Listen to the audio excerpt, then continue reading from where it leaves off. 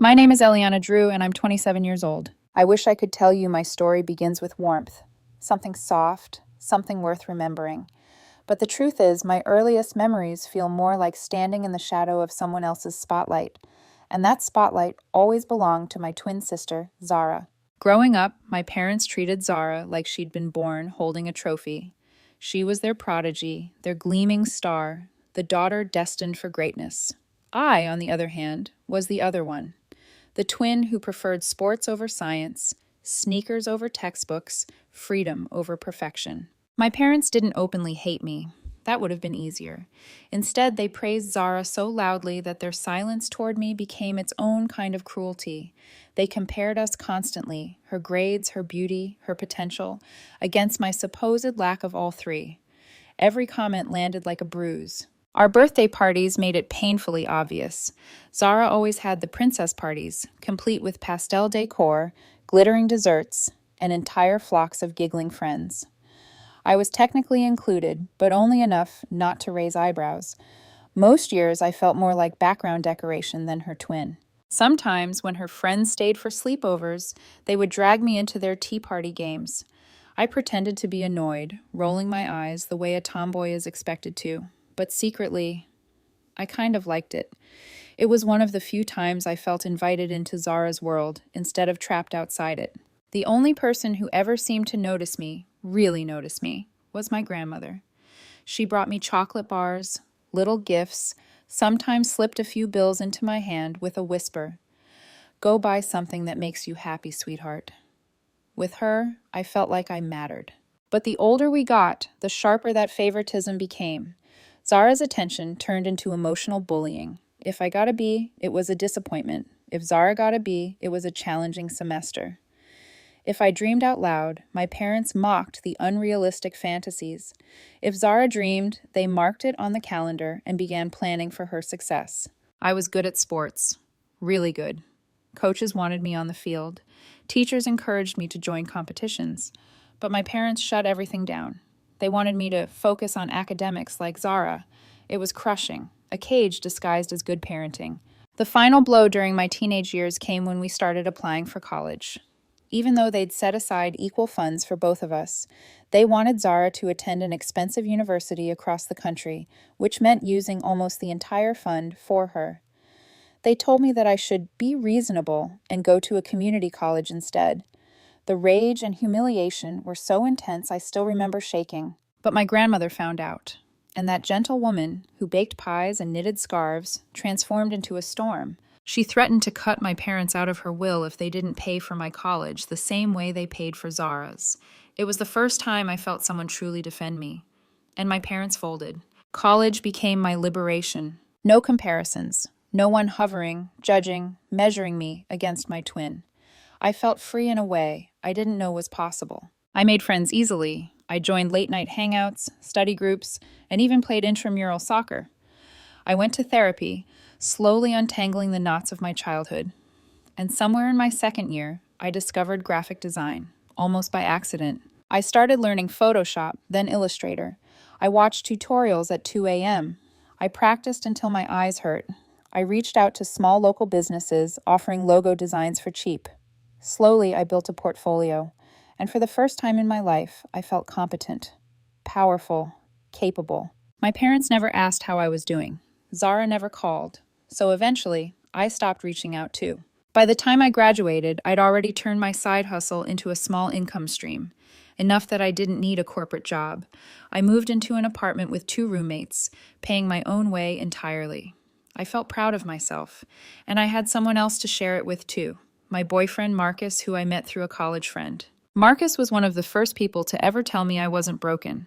He wasn't perfect. He had a messy breakup with an ex-girlfriend, Lena, who still popped up occasionally with passive-aggressive comments.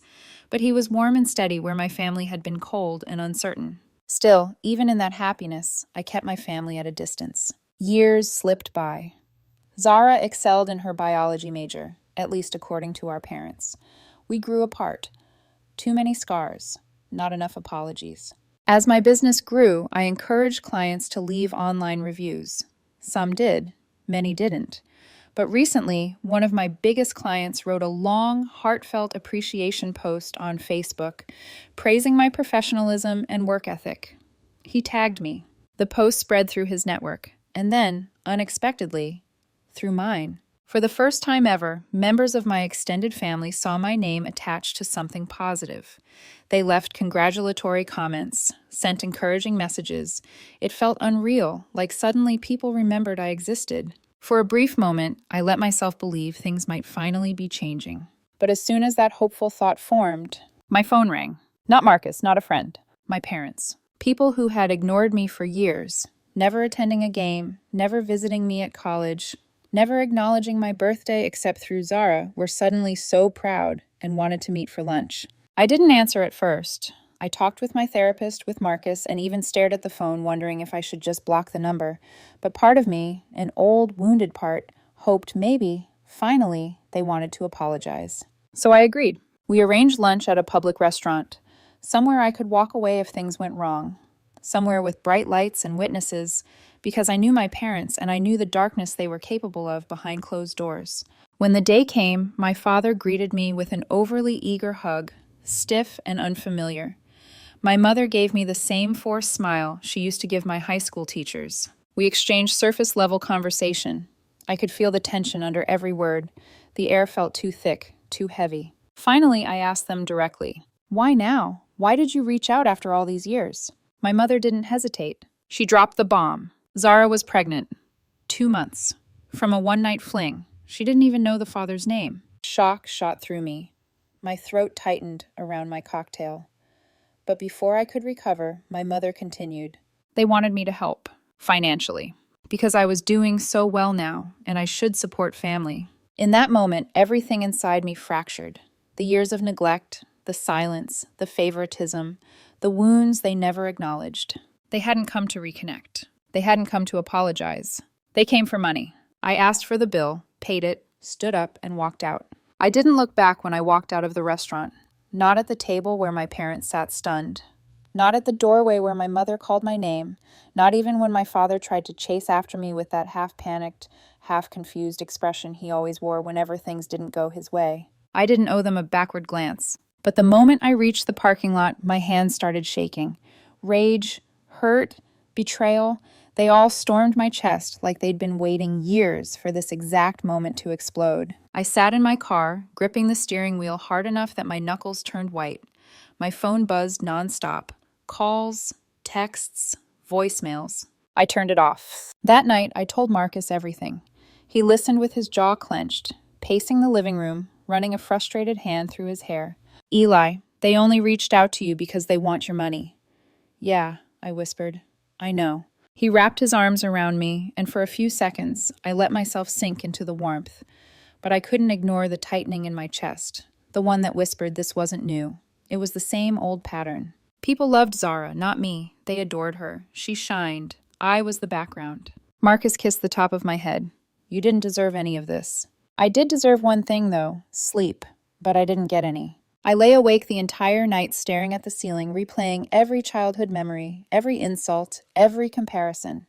Every time Zara was praised while I was ignored. Every time my parents told relatives about her achievements, but never once mentioned mine. Around 6 a.m., after hours of tossing and turning, I turned my phone back on. It lit up like a Christmas tree. Notifications poured in, messages from my mother, missed calls from my father, and then one long, furious text from Zara. Her message was drenched in entitlement. She demanded that I step up and be a responsible aunt. She said since I was finally doing well, I should stop being selfish and send her a few $100s every month. She even added a line about how family sticks together, as if she'd ever stuck with me for anything. I stared at the message for a long time. My eyes burned, but I refused to cry. I didn't reply. I didn't owe her one. Later that day, Marcus noticed how quiet I was and tried to lighten the mood. He joked about how his ex-girlfriend Lena had once tried to guilt him into buying her a vacuum cleaner after their breakup because he knew she hated dust. I snorted, then groaned, then laughed. It didn't fix things, but it reminded me that not all relationships were built on obligation and manipulation. Still, the weight didn't lift. The humiliation of that lunch, Zara's audacity, my parents' hypocrisy, it all kept swirling in my head like a storm I couldn't escape. That night, as I sat at my desk staring at my laptop screen, something inside me snapped. Not out of revenge, not out of spite, out of exhaustion. I opened Facebook, clicked Create Post, and wrote everything, every detail, the favoritism, the emotional abuse, the years of neglect, the restaurant confrontation, the demand for money, the entitled text from Zara, the way my parents only cared once my business became successful. I wrote it plainly, honestly, without dramatizing a single thing. Then I hit post, shut my laptop, and went to bed. For the first time in days, I slept deeply. When I woke the next morning and opened my laptop, the screen nearly blinded me. My post had gone viral. Hundreds of comments, thousands of likes, dozens of shares. People I hadn't spoken to in years commented supportive words. Strangers messaged me telling me they understood, that they'd experienced similar things. It was overwhelming. It was healing. It was terrifying. My parents found out quickly. My mother called 15 times. My father texted paragraphs of mixed apologies and pleas for private conversations. But the most shocking call came from Zara. She was livid. "How could you?" she screamed. "You embarrassed Mom and Dad. You embarrassed me. They're refusing to support me now. Do you understand that? They told me if I want to stay here, I have to get a job. A job, Eli. I'm pregnant." For the first time in my life, I didn't fold. "Zara," I said calmly, "you're pregnant because of your choices. Not mine, not our parents, and definitely not because I refused to give you money." She fell silent for a moment. Then she whispered something she probably didn't mean to say out loud. "I just thought, since you're finally doing well, maybe you owed me." I closed my eyes, letting the words sting for a moment. "I owe you nothing." And I hung up. That night, after another therapy session and hours of reflection, I realized something important. My parents didn't get to rewrite the narrative anymore. Zara didn't get to bully me anymore. So I sent a group text to all three of them. I expect a formal apology for years of emotional abuse, favoritism, and neglect. Not a request, a requirement. If you can't do that, then this is the end of our relationship. I stared at the message for a long moment before hitting send. Marcus sat next to me, his hand resting on mine, warm and steady. "You okay?" he asked gently. "Yes," I whispered, and for the first time in my entire life, I meant it. I meant it completely. Then I turned my phone off, placed it face down on the table, and exhaled. The ball was in their court now, and deep down I already knew. They weren't ready for the truth. But I was. The days following my ultimatum felt strangely quiet. Not peaceful, just quiet in the way a house feels after a storm rips through and leaves everything scattered. But still. My phone didn't ring as much. The messages slowed. Marcus kept checking on me, even when I insisted I was fine. His presence was like a soft anchor, steady, grounding. Meanwhile, the Facebook posts kept spreading. People shared their own stories in the comments. Being overlooked, growing up in their siblings' shadow, being the disposable child in their family. Reading them felt like therapy I didn't know I needed. For the first time, I didn't feel alone. My grandmother called me, her voice proud and trembling. "I'm glad you spoke your truth," she said. "It was time, sweetheart." Her approval steadied me more than anything else. Throughout the week, friends from college and even a few clients reached out with supportive messages. My inbox, normally filled with design inquiries, became a mix of kindness, validation, and the occasional person asking for advice about their own families. My therapist warned me that emotional crashes can happen after big confrontations, but instead of crashing, something inside me began to settle. I wasn't carrying their weight anymore. I had finally set it down. 3 days later, my parents reached out again. My mother sent alternating messages: apology, guilt, then dismissal, then apology again.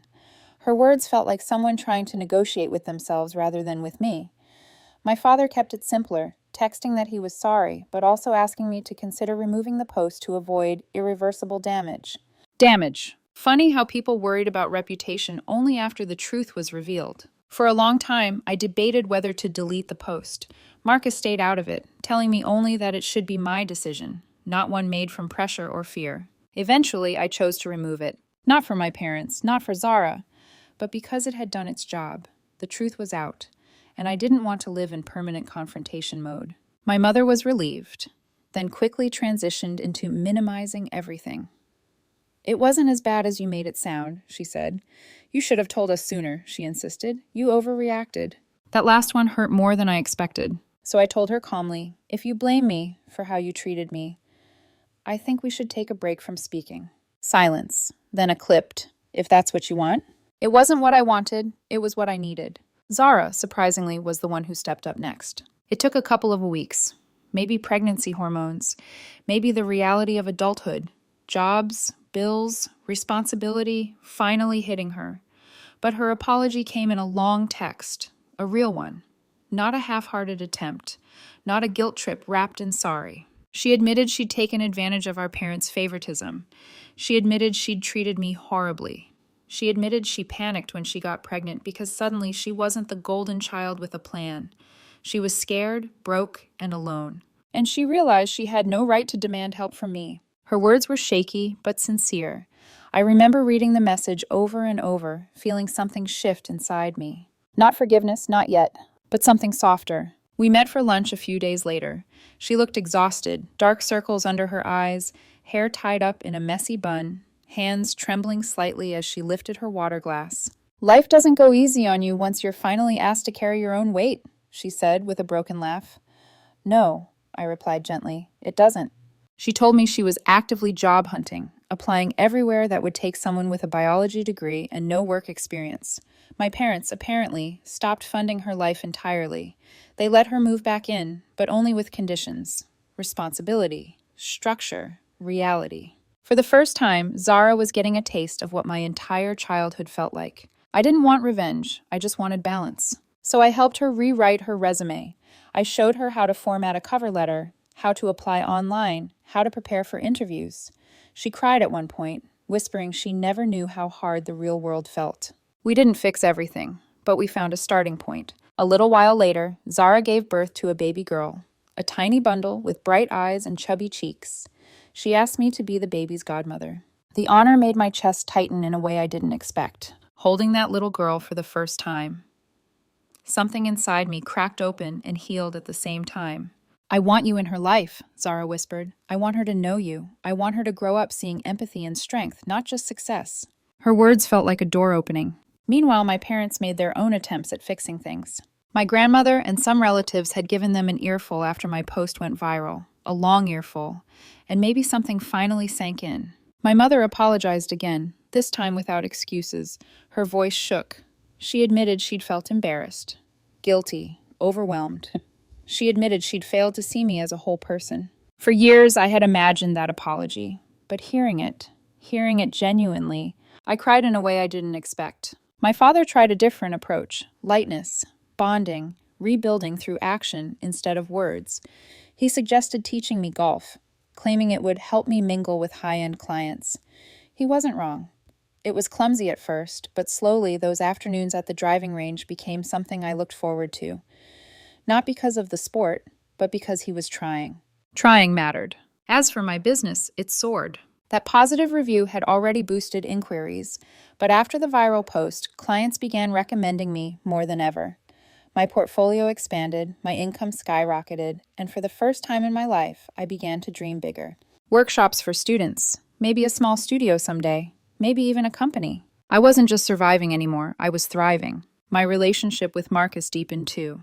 The crisis had shown me who he was at his core: patient, loving, protective without being controlling. Even his ex, Lena, tried one last petty move, sending him a long message about how stress like this can bring people apart.